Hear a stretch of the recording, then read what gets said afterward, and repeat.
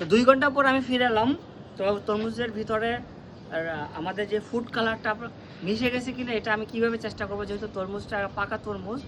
তো এটাই তার জন্য আমাকে কেটে দেখতে হবে। কেটে যদি আমি লাল দেখতে পাই, যেহেতু এটা পাকা তরমুজ লাল হবে এটাই স্বাভাবিক, তার জন্য আমাকে খেয়েও টেস্ট করে দেখতে হবে। তো এই জন্য প্রথম হচ্ছে আমি এটা কেটে নিচ্ছি।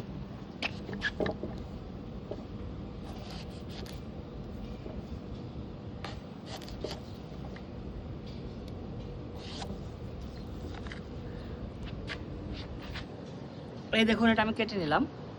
তো আমি হচ্ছে এই পাশটা দিয়ে আমি যেই তরল, যে লাল তরলটা ছিল এটা ইনজেক্ট করেছি। তো আমি এখন খেয়ে দেখবো এটা কি অবস্থায় আছে।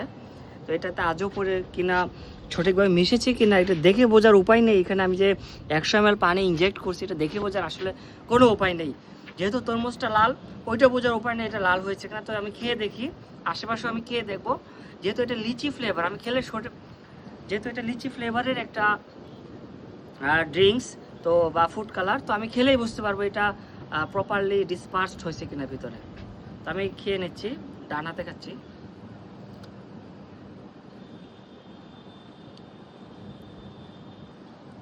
হ্যাঁ, আপনারা দেখুন, দেখে আসলে বোঝার উপায় নেই। মানে আমি যখন এটা খেলাম, এটা পুরোপুরি লিচির মতো হয়ে গেছে, লিচি ফ্লেভার। তার মানে আমরা যদি তরমুজ দিয়ে এটার ভিতরে কালার কিংবা চিনির শিরা ইনজেক্ট করে এটা প্রপারলি ডিসপার্স হয়ে যায় ভিতরে। তো এই জিনিসটা আসলে খুবই ভয়ানক একটা জিনিস আমাদের জন্য, এবং আমাদের জন্য চরম একটা সতর্কবার্তা। আমাদের এই এত স্বাদের একটা তরমুজের ভিতরে অসাধু ব্যবসায়ীরা যা করতেছে, এটা আসলে খুবই একটা জঘন্য একটা কাজ। এই দিকে আমাদের আসলে খেয়াল রাখতে হবে। তো তরমুজ খাওয়ার ব্যাপারে আমাদেরকে খুব সচেতন হতে হবে যে আমরা কোথা থেকে তরমুজটা খাচ্ছি, এবং এই বিষয়ে যারা অথরিটি আছে তাদেরও এই দিকে নজর দেওয়া উচিত। তো আজকে এই পর্যন্তই। অন্যদিন অন্য কোনো নতুন এক্সপেরিমেন্ট নিয়ে আপনাদের সামনে হাজির হবো। আল্লাহ হাফিজ। আর আপনি